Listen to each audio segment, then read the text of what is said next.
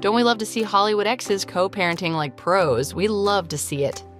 Gwyneth Paltrow and Chris Martin recently proved that even after a split, family comes first. If you once loved the person enough to have children with them, you have to focus on what you still love about them and what's beautiful about them. The duo reunited in Paris for a very special occasion. Their daughter, Apple Martin Society debut at Le Bal des Débutantes on November 30th. This event wasn't just a big deal for Apple, but also a heartwarming family moment that had everyone talking. She's such a cool person. She went with such an open mind and heart. Gwyneth gave her fans a glimpse into the glamorous weekend with a series of Instagram photos and videos.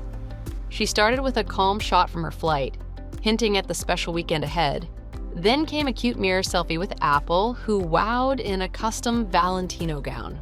Fun fact, it took 750 hours to make.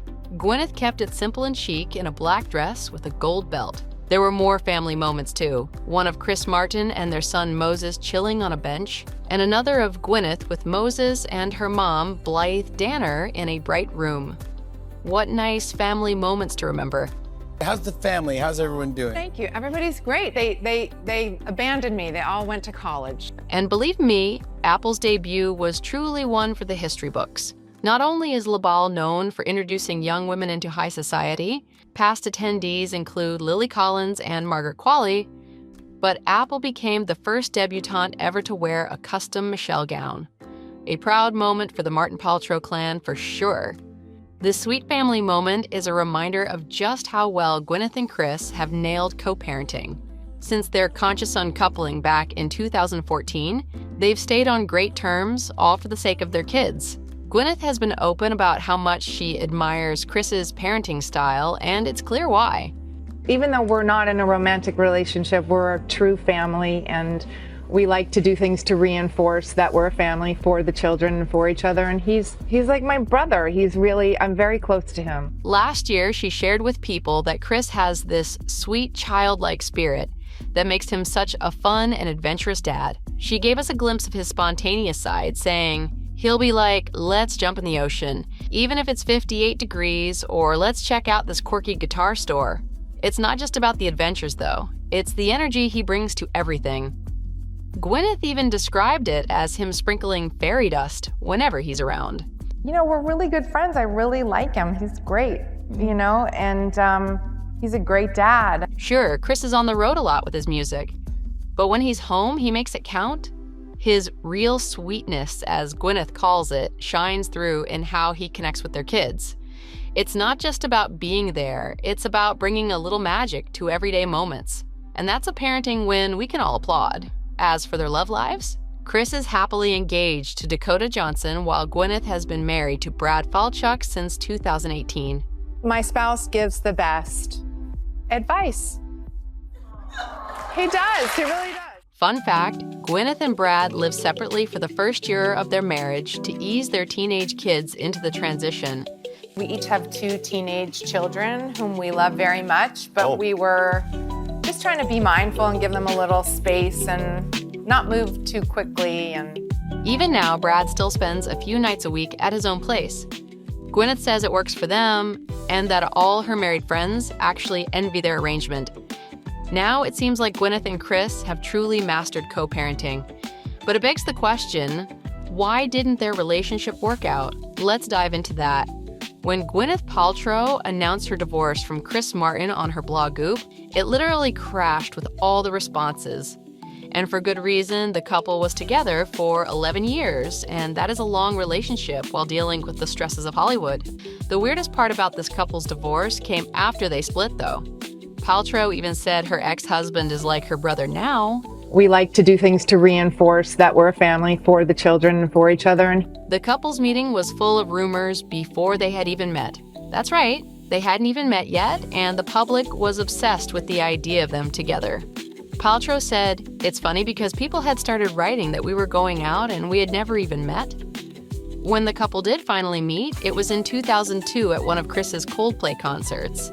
It came at a very challenging time for Gwyneth because just 3 weeks earlier, she'd lost her father and she was still dealing with the aftermath of his death. The pair started dating almost immediately after they met, And as a part of the actress's healing, Chris had written 2 songs for and about her. 2 lines of that song which she very kindly gave me the idea for. It was actually about her dad. We were talking about her dad who passed away, and that's how that came out. Fix You and Swallow are 2 songs that have the ability to break your heart, and he wrote them for her to get through the pain of her father's death. But what is a Hollywood love story without a shotgun wedding? Just a year after they met, the couple secretly eloped and got married in California. It was so secretive, in fact, that not even Paltrow's mom was at the ceremony. They got married, of course, because they were madly in love, but also because 2 days before the wedding, they had announced they were expecting a baby. The pair were really good at moving fast because a couple of months after their wedding, they gave birth to their daughter, Apple. Like every Hollywood couple, they went for an unusual name for their child, and even Oprah Winfrey was confused by the choice. She asked Gwyneth why that name, and Paltrow said it was because the name was sweet, clean, and perfect. I'm sure that's what we all think when we look at an apple.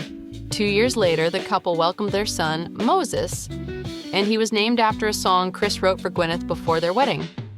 The couple always kept their marriage and kids extremely private, so private that they never even walked down the red carpet together. But in 2009, rumors began to spiral that the couple had split because they hadn't been seen together in a while. The actress spoke about how lack of publicity didn't equate to them having marital problems, and even said, "It doesn't behoove us to be a public couple. He certainly doesn't want to be that. We've never ever walked down a red carpet together. We never will. If people think that that means we're not together, then so be it." But a year later, it seems that those rumors may have gotten Paltrow thinking about her marriage. You know, it was a very intense time for our family, and emotions were very high and deep and all over the place. So I just tried to keep to myself. In 2010, 4 years before they announced their divorce, she spoke about her realization that her marriage was over. The couple went on a trip for her 38th birthday to a storybook cottage, and she knew despite the long walks, longer lie-ins, big glasses of Barolo, and the hands held, her marriage was over. She even said, "What I do remember is that it felt almost involuntary, like the ring of a bell that has sounded and cannot be undone. I was successful at turning the volume down on that knowledge. It would be years until we said the words aloud. But that weekend, a dam had cracked just enough to hear. And it grew louder until it was all I could hear." In 2014, she announced that she and Chris were splitting on her blog Goop. It was a separation that broke the internet and had millions of fans mourning the loss of an iconic Hollywood couple. In her blog post, she had used a term their couple's therapist had used, which was the conscious uncoupling. You know, we just wanted to minimize the pain for the kids, and they just want to see their parents around a dinner table, basically, you know, so we try to keep that. This term had a lot of people raising eyebrows and wondering what it meant. It seemed like a way to dim down a tragic breaking up of a family, but Gwyneth cleared this up for everyone. It's a term that describes the ability to look within oneself and realize problems within a relationship that are caused by yourself and need healing. She was vocal about her divorce and the term conscious uncoupling and said, "Frankly, the term sounded a bit full of itself, painfully progressive and hard to swallow. It's very different for every couple, but for me it meant more than anything, being accountable for my own part in the dissolution of the relationship." She was intrigued by the sentiment of the phrase because it meant that her family would stay together, even if she and Chris weren't together as a couple. Where you are, but still being friends to that extent, that's a lovely thing. Yeah, I'm very, very grateful, and we have these 2 incredible children, and yeah, it's been a strange and amazing path, but I'm so grateful to be right here, right now. In 2015, they filed for divorce, and by 2016, it was finalized. But according to court documents, they had been separated since early 2013. The ink wasn't even dry in their divorce papers before Gwyneth moved on. In fact, they didn't even have divorce papers yet. In 2014, she met Brad Falchuk on the set of Glee, and by 2017, the couple were engaged, and a year later, they were married. You know, every relationship and everything is you make it have an intention, then you put work into something. So, you know, I think we're just love our kids and love our families and want what's best for them. And so what's best for them is everybody get along. The actress seems to be more than content and happy with her new husband, and not only that, but Chris loves her new beau, Chris started dating Dakota Johnson in 2017, and they still live together in a house they bought. Chris, Gwyneth, Brad, and Dakota all vacationed together. Gwyneth even invited Chris and Dakota on her honeymoon with Brad. My new husband and his children, my ex-husband, our best family friends. It was a very modern honeymoon. We're all for a healthy breakup and blended family, but that may be a little too healthy. Still, their amicable divorce may be the blueprint for many on how to keep a strong friendship with your ex-spouse even after the romance fizzles out. Paltrow even pushed Martin to reconcile with Dakota after they had briefly split, because, as an insider said, Gwyneth is happy if Chris is happy. She only wants the best for him. The pair also take co-parenting extremely seriously, and they have managed to keep their family together even though they are apart. They see and talk to each other every single day as friends and co-parents because they believe they need to keep their commitment to each other in order to put their children first. It's because of that sentiment that their children didn't struggle through the negatives a divorce usually brings to the table. Instead, they saw that their parents still loved each other, but more as friends than as a couple. Gwyneth has even said that the relationship she and Chris have is more like a relationship with a brother. Could that be pushing it? We aren't sure how many people have kids with their brother Gwyneth,